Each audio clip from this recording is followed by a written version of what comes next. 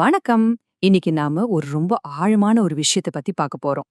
தலைப்பு என்னன்னா, துயரங்களின் மனிதர், துன்பம் மற்றும் குணப்படுத்துதலின் ஒரு கதை. சரி, வாங்க ஆரம்பிக்கலாம். இப்போ நீங்க பாக்குற இந்த ஓவியம் கிறிஸ்தவ கலைகளிலேயே ரொம்ப முக்கியமான ஒண்ணு. இதுல கிறிஸ்துவ சித்தரிச்சிருக்காங்க. ஆனா எப்படி தெரியுமா? அவரோட சக்திய காட்டுறதுக்காக இல்ல, மாறா அவரோட காயங்களையும் அவர் பட்ட கஷ்டங்களையும் தான் இதுல முக்கியமா காட்டியிருக்காங்க. ஏன்னா மனுஷங்களோட வலிய அவர் எவ்வளவு ஆழமா புரிஞ்சுக்கிட்டாருன்னு நமக்கு உணர்த்துறது தான் இதோட நோக்கம். அப்போ இது ஏதோ ஒரு கதையில வர்ற ஒரு சீன் மட்டும் கிடையாது. இது ஒரு ஸ்பெஷல் டைப் ஓவியம்.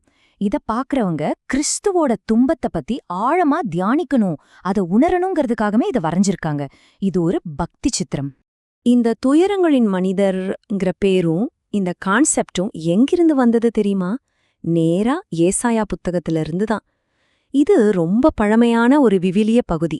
வரப்போகிற மேசியாவை பற்றிய ஒரு தீர்க்க தரிசனமா இத பாக்குறாங்க. அதாவது அவருடைய துன்பத்தை இது முன்கூட்டியே சொல்லுது. இந்த மாதிரி ஒரு துன்பத்தின் ஓவியத்தை பார்க்கும்போது நமக்குள்ள ஒரு பெரிய கேள்வி எழும்புது இல்லையா? அந்த கேள்வியை ஆராயறதுக்கு நாம ஒரு 5 கட்டமா பயணிக்க போறோம்.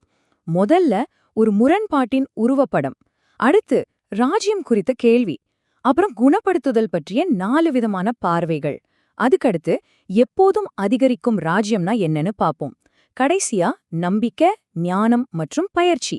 வாங்க இந்த பயணத்துல இந்த கேள்விகளுக்கான பதில்களை தேடலாம். சரி, முதல்ல நாம பார்க்க போறது இந்த படத்துல இருக்கிற ஒரு முக்கியமான முரண்பாடு. அதாவது குணப்படுத்துதல பத்தி பேசுற ஒரு நம்பிக்கையில துன்பத்தை மையமா வச்ச ஒரு ஓவியத்துக்கு என்ன இடம் இருக்கு, அத பத்தி தான் இப்ப பார்க்க போறோம். இந்த முரண்பாடு வெறும் ஓவியத்துல மட்டும் இல்ல, நம்ம உடம்புலயே இது இருக்கு. யோசிச்சு பாருங்க, நம்ம உடம்புகள் ஒரு பக்கம் அழிவை நோக்கி போகுது, இன்னொரு பக்கம் தன்னைத்தானே புதுப்பிச்சுக்குது. எப்ரேயர்ல சொன்ன மாதிரி நாம எல்லாரும் ஒரு நாள் இறக்க போறோம். ஆனா அதே சமயம் நம்ம உடம்புல இருக்கிற செல்கள் தினமும் புதுப்பிச்சுக்கிட்டே இருக்கு, காயங்களை ஆற்றுது. இது ஒரு பெரிய முரண்பாடு இல்லையா? சோ இந்த முரண்பாடு தான் நம்மளோட விவாதத்தோட மைய புள்ளிக்கு நம்மள கொண்டு வருது. அது என்ன கேள்வி? கேள்வி இதுதான், நம்மளோட இந்த அழியக்கூடிய உடல்களை கடவுள் இப்போ எந்த அளவுக்கு குணமாக்குவார்னு நாம எதிர்பார்க்கலாம். இதுக்கான பதில் நாம பார்க்கிற இந்த மூலத்தின்படி இன்னொரு பெரிய கேள்விய சார்ந்திருக்கு. அது என்னன்னா, தேவனுடைய ராஜ்யம் இந்த உலகத்துல இப்போ எந்த அளவுக்கு வந்திருக்கு? ஏன்னா குணப்படுத்துதல் அந்த ராஜ்யத்தோட ஒரு அடையாளம்னா, அந்த ராஜ்யம் இப்போ எந்த அளவுக்கு வெளிப்படுதுங்கிறது ரொம்ப முக்கியம் இல்லையா? சரி, வாங்க இது புரிஞ்சுக்கிறதுக்கு நமக்கு உதவக்கூடிய 4 விதமான இறையியல் பார்வைகளை இப்போ ஒவ்வொன்னா பார்க்கலாம். முதலாவது கிளாசிக் லிபரல் பார்வை. நவீன அறிவியல், பகுத்தறிவு இதையெல்லாம் அடிப்படையா வச்சு உருவான பார்வை இது. இவங்க என்ன சொல்றாங்கன்னா, அற்புதங்கள் எல்லாம் பெரும்பாலும் எதிர்காலத்துல நடக்கக்கூடியது, இப்போ இல்ல. ஏன்னா கடவுள் இந்த பிரபஞ்சத்தோட இயற்கை விதிகளை ரொம்ப மதிக்கிறாரு, அதனால அந்த விதிகளுக்கு எதிரா இப்போ அற்புதங்கள் நடக்கிறது இல்ல அப்படிங்கிறது இவங்களோட கருத்து. சோ இவங்களோட பார்வைப்படி கடவுள் பிரபஞ்சத்தோட இயற்கை விதிகளை மீற மாட்டார். அதனால விவிலியத்துல சொல்லப்பட்ட அற்புதங்களை கூட வரலாற்று உண்மையா ஏத்துக்காம அதெல்லாம் ஒரு உருவக கதைன்னு சொல்றாங்க. இதோட விளைவு என்னன்னா, 2ஆம் வருகை வரைக்கும், அதாவது எதிர்காலத்துல அற்புதமா குணமாவுங்கிற எதிர்பார்ப்பு ரொம்ப ரொம்ப கம்மியாதான் இருக்கு. அடுத்த 2வது பார்வை, இது கிளாசிக் செசேஷனிஸ்ட் பார்வைன்னு சொல்லுவாங்க. இவங்க அற்புதங்கள் நடந்துச்சுன்னு ஒத்துக்கறாங்க, ஆனா அது ஒரு குறிப்பிட்ட காலத்துல ஒரு குறிப்பிட்ட நோக்கத்துக்காக மட்டும்தான் நடந்ததுன்னு சொல்றாங்க. அதுக்கப்புறம் அது நின்னு போச்சு, அதனாலதான் இதுக்கு செசேஷனிஸ்ட்னு பேரு, அதாவது நிறுத்தப்பட்டு விட்டது. இவங்களோட முக்கியமான வாதம் என்னன்னா, இந்த அற்புத வரங்களுக்கு ஒரு எக்ஸ்பைரி டேட் இருந்துச்சுங்கிறது தான். கடவுள் இன்னைக்கும் குணப்படுத்த முடியும், ஆனா குணப்படுத்துற வரங்களை அவர் இப்போ யாருக்கும் கொடுக்கறதில்ல. ஏன்னா அந்த வரங்கள் அப்போஸ்தலர்களையும் புதிய ஏற்பாட்டையும் உறுதிப்படுத்துறதுக்காக மட்டும்தான் கொடுக்கப்பட்டுச்சு.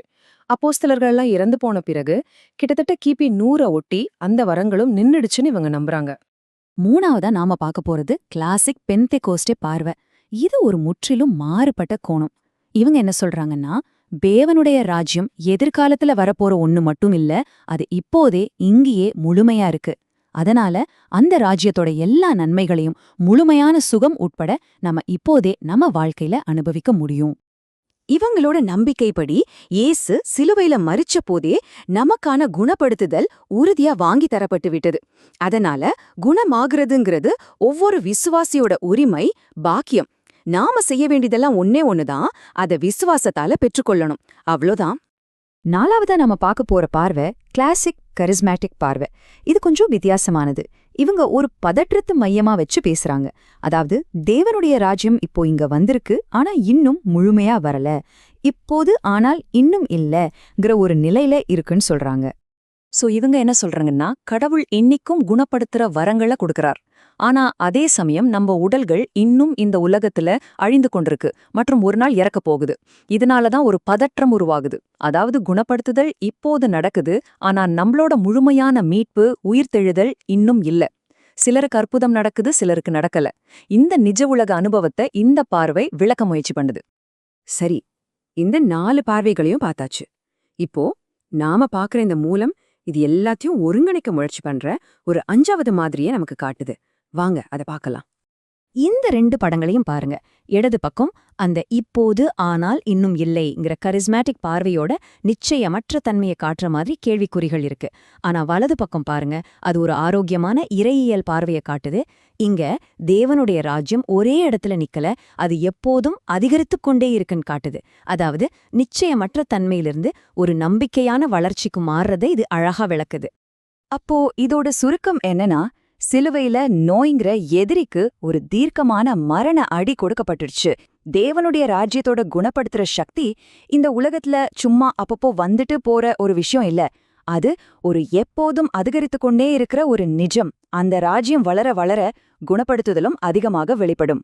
சரி, இதெல்லாம் தியோரியா கேட்க நல்லா இருக்கு. ஆனா நடைமுறையில இது ஏன் முக்கியம்? இந்த இறையியல் பார்வை நம்மளோட புரிதலையும் நம்மளோட அன்றாட வாழ்க்கையும் எப்படி மாத்தலான்னு 4 விஷயங்களை சொல்லுது. இது தியோரியிலிருந்து பிராக்டிக்கல் வாழ்க்கைக்கு மாற ஒரு தெளிவான வழிகாட்டி மாதிரி. முதல் படி ஞானம். அதாவது கடவுளோட வாக்குறுதிகளை நம்ம நம்பணும், அதே சமயம் அவரோட நேரத்தையும் புரிஞ்சுக்கணும். 2வது அறிவு. அற்புதங்கள் நடக்க என்ன ஃபார்முலான்னு தேடாம கடவுளோட ஒரு நல்ல உறவை வளர்த்துக்கணும். 3வது ஆர்வம். அன்பு, நோய்க்கு எதிரான ஒரு சரியான கோவம், கடவுளோட மகிமை வெளிப்படணுங்கிற ஆசை, இதெல்லாம் வளர்த்துக்கணும். கடைசியா 4வது படி நம்பிக்கை. நம்ம கிட்ட எவ்ளோ நம்பிக்கை இருக்குன்னு பாக்கறத விட குணப்படுத்த விரும்புகிற கடவுள் மேல நம்ம கவனத்தை வைக்கணும். கடைசியா இயேசு சொன்ன ஒரு வார்த்தை நம்மள ஒரு முக்கியமான கேள்வி கேட்க வைக்குது. கல்லை எடுத்து போடுங்கள்னு அவர் சொன்னார். அதே மாதிரி குணப்படுத்துதல பத்தின நம்ம புரிதல்ல நாம எடுத்து போட வேண்டிய கல் எது? ஒருவேளை அது நம்மளோட பழைய யோசனைகளா இருக்கலாம், பயங்களா இருக்கலாம், இல்லனா நம்மளோட செயலற்ற தன்மையா கூட இருக்கலாம். அந்த கல் எதுன்னு கண்டுபிடிச்சு அதை நகர்த்துறது தான் இந்த விஷயத்துல ஒரு ஆழமான புரிதலுக்குள்ள போறதுக்கான முதல் படியா இருக்கும்.